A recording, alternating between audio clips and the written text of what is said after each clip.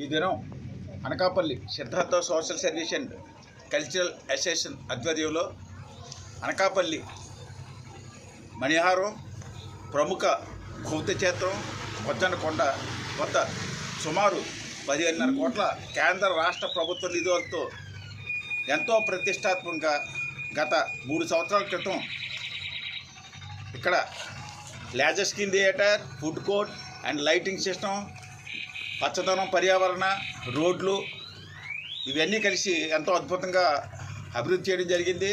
అయితే గత 2.5 సంవత్సరాలుగా కూడా ఈ లేజర్ స్క్రీన్ థియేటర్లో బుద్ధిని తాలూకా చరిత్ర, బొజ్జన్నకొండ చరిత్ర ప్రదర్శనని నిలుపుదల చేశారు.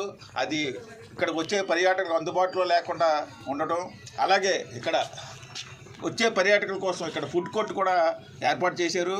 ఆ ఫుడ్ కోర్ట్ని కూడా ఎవరు కూడా ఏ విధమైన ఆదరణ లేక అసలు కనీసం ఎవరికి కూడా టెండర్ ఇవ్వకుండా దాన్ని అలా ఖాళీగా ఉంచేశారు. ఈ రెండింటి వల్ల కూడా వచ్చే పర్యాటకులు చాలా ఇబ్బందులు పడుతున్నారు. ఇటువంటి బౌద్ధ క్షేత్రం మన విశాఖ చరిత్రకే కాదు, అది ఉత్తరాంధ్రకి భారతదేశంలోనే ప్రముఖ బౌద్ధ పర్యాటక కేంద్రమైన ఈ బౌద్ధ కేంద్రం వద్ద ఈ లేజర్ స్క్రీన్ థియేటర్ అందుబాటులో తీసుకురాకపోవడం, అలాగే ఫుడ్ కోర్ట్ని కూడా పర్యాటకులకి వినియోగంలోకి తీసుకురావడం చాలా బాధాకరం, అత్యంత విచారకరం. ఇటువంటి క్షేత్రాన్ని ఇటువంటి దుర్భర పరిస్థితుల్లో వదిలేయడం చాలా బాధ కలిగింది.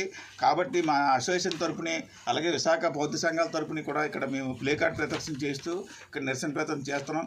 ఎప్పటికైనా సరే జిల్లా కలెక్టర్ గారు, స్థానిక ప్రజాప్రతినిధులు, అలాగే రాష్ట్ర పర్యాటక శాఖ మంత్రి కొండ దుర్గేష్ గారు, ముఖ్యమంత్రి గారు, డిప్యూటీ సీఎం పవన్ కళ్యాణ్ గారు కూడా తక్షణమే స్పందించి ఇక్కడ లేజర్ స్క్రీన్ థియేటర్ను అలాగే ఫుడ్ కోర్ట్ను కూడా పర్యాటకులకు అందుబాటులోకి తీసుకురావాలని చెప్పేసి మేము మరీ కోరుతున్నాం. కాబట్టి ఇటువంటి క్షేత్రం ఎంతోమంది నిత్యం కూడా కొన్ని వేల మంది ఇక్కడికి వస్తున్నారు. వారందరూ కూడా తిరిగి చాలా నిరాశ నిస్పృహలతో వెళ్ళిపోవడం బాధాకరం. కాబట్టి దయచేసి వెంటనే ఇక్కడ ఫుడ్ కోర్ట్ని దీన్ని కూడా ఏర్పాటు చేయాలని మరీ మేము కోరుకుంటున్నాం. ఓకే, అతను వచ్చే ఫోటో తీసి